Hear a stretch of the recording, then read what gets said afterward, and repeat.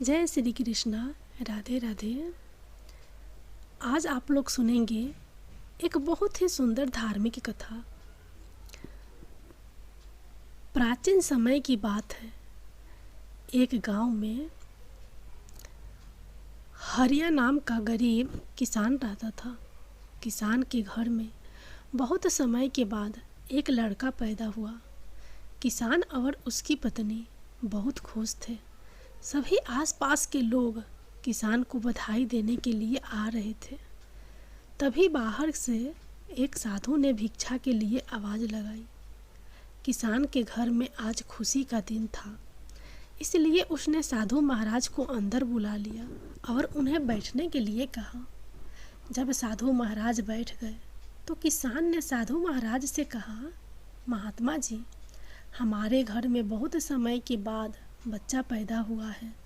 आप कृपया करके इसका नामकरण कर दीजिए। साधु ने जैसे ही बच्चे को अपनी गोद में उठाया, तभी साधु ने देखा कि बच्चे की बाजू पर एक चिन्ह बना हुआ है जो राजयोग को दर्शाता है। साधु बच्चे की बाजू के ऊपर चिन्ह देखकर हैरान रह गया। किसान ने जब साधु को हैरान परेशान देखा तो उसने कहा, महात्मा जी, क्या बात है, आप इतना परेशान क्यों नज़र आ रहे हो?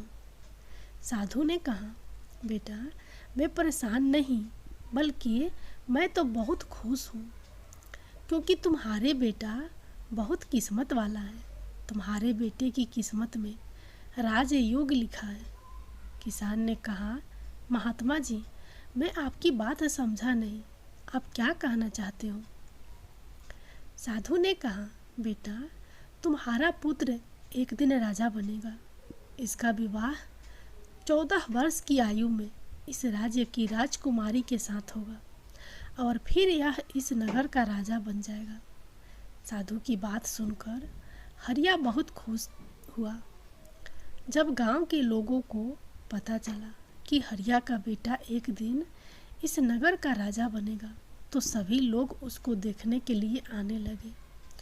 एक दिन की बात है, उस नगर का राजा हिरन का शिकार करता करता काफ़ी दूर निकल गया, लेकिन हिरन राजा के हाथ नहीं आया।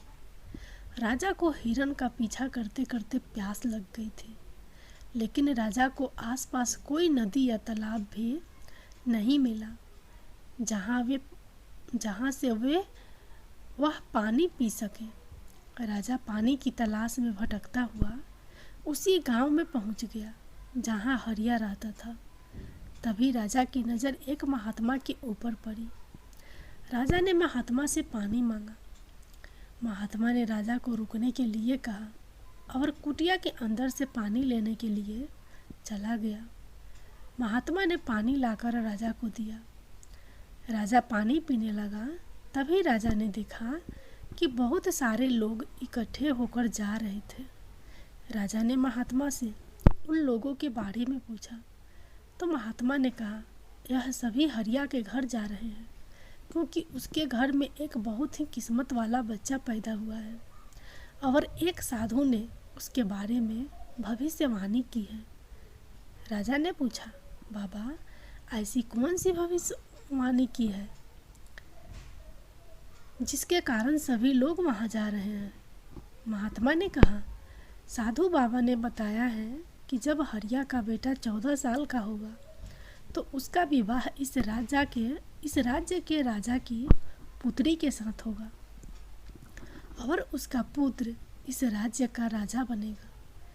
महात्मा की बात सुनकर राजा को बहुत गुस्सा आया कि आखिर एक मामूली किसान का बेटा उसकी पुत्री के साथ विवाह कैसे कर सकता है। राजा ने महात्मा से कहा, महात्मा जी, मैं ही इस राज्य का राजा हूँ और आपको क्या लगता है, एक मामूली किसान के बेटे के साथ मैं अपनी बेटी की शादी कर दूँगा? महात्मा ने कहा, राजन, जो इस बच्चे के भाग्य में लिखा है उसे कोई नहीं मिटा सकता। राजा को अपनी ताकत पर बहुत घमंड था। उसने कहा, महात्मा जी, मैं भगवान का लिखा हुआ आपको मिटाकर दिखाऊंगा। महात्मा ने मुस्कुराते हुए कहा, राजन, मैं भी यहीं हूँ और आप भी यहीं हैं, देखते हैं। राजा ने महात्मा को प्रणाम किया और वापस अपने राजमहल चला गया।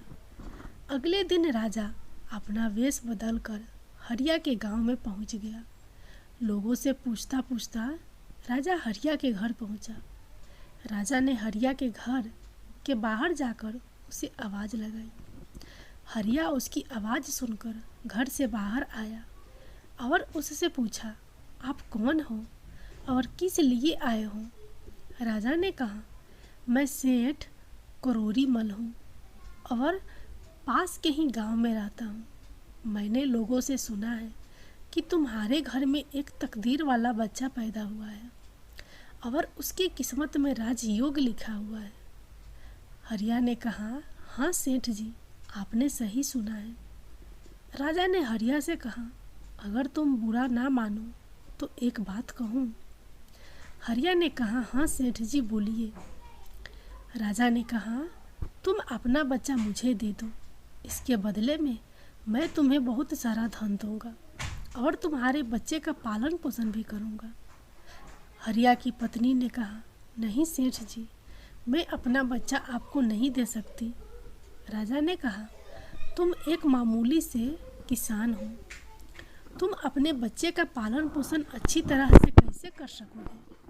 हरिया ने सेठ की बात सुनकर कहा, हाँ सेठ जी, आप ठीक कहते हो, हम इस बच्चे का पालन पोषण अच्छी तरह से नहीं कर सकेंगे।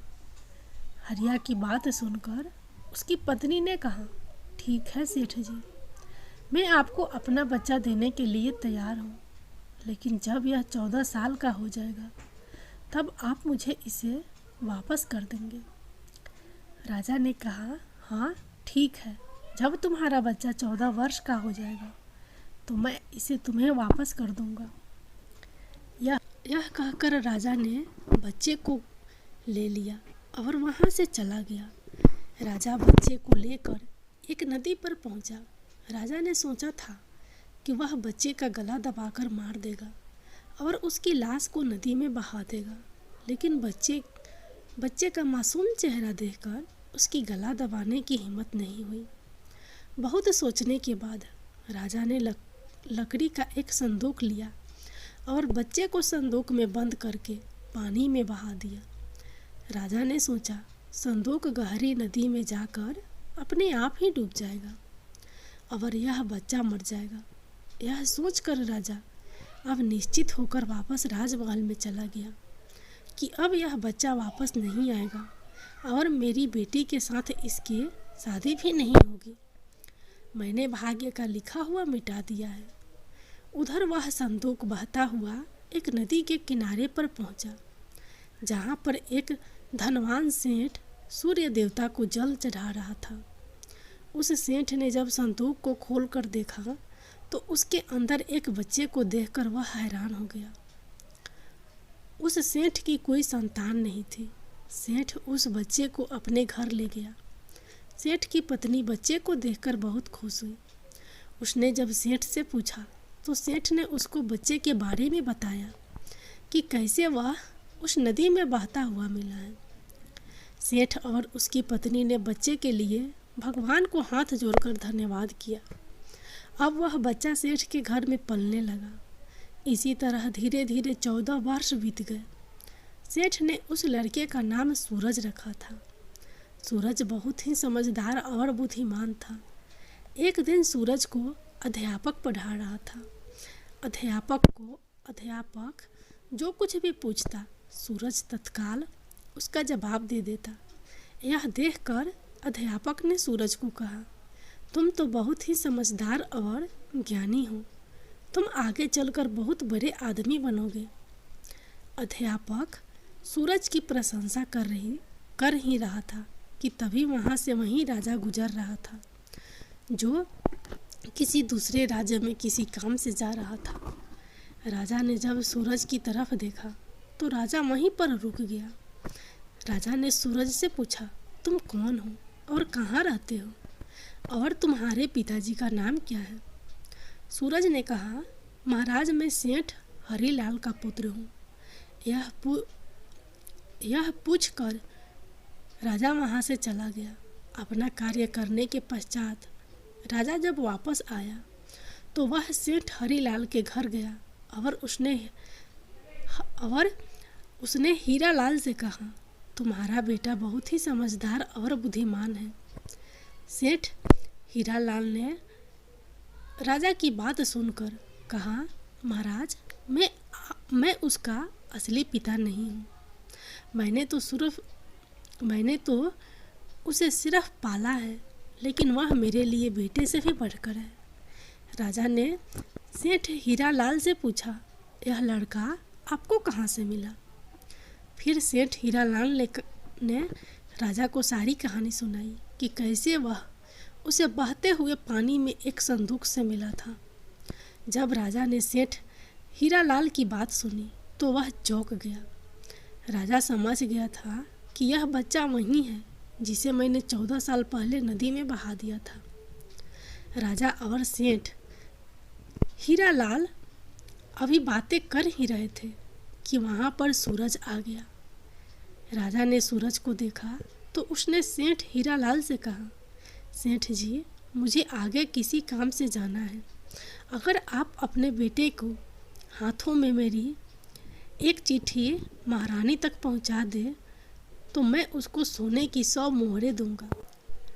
सूरज ने यह सुनकर राजा से कहा, हाँ महाराज, क्यों नहीं, मैं आपकी चिट्ठी जरूर पहुंचा दूंगा।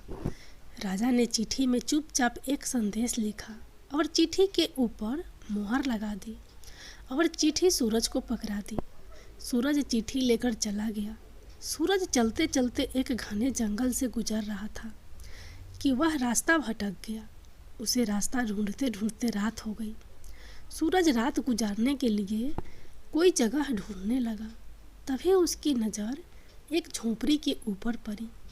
सूरज ने सोचा, मैं रात यहीं पर बिता लेता हूँ। यह सोचकर सूरज घोड़े से नीचे उतरा और झोंपड़ी के अंदर चला गया। जब सूरज अंदर गया तो उसने देखा कि एक बूढ़ी माता खाना बना रही थी। बूढ़ी माता ने सूरज को देखा तो उससे पूछा कि तुम कौन हो और बिना इजाज़त अंदर क्यों आए हो? सूरज ने अपने बारे में बताया कि वह रास्ता भटक गया है, इसलिए रात गुजारने के लिए यहाँ पर आया हूँ। सूरज की बात सुनकर बूढ़ी माता को उसके ऊपर दया आ गई। लेकिन फिर बूढ़ी माता ने सूरज से कहा, बेटा, तुम्हारा यहाँ पर रुकना ठीक नहीं है, क्योंकि यह डाकुओं का अड्डा है। अभी कुछ ही देर में डाकू आने वाले हैं। यदि उन्होंने तुम्हें यहाँ देख लिया तो तुम्हारे लिए परेशानी खड़ी हो जाएगी। सूरज ने कहा, लेकिन माताजी, इतनी भयानक रात में मैं कहीं और जा भी नहीं सकता। अगर मैं बाहर गया तो जंगली जानवर मुझे खा जाएंगे।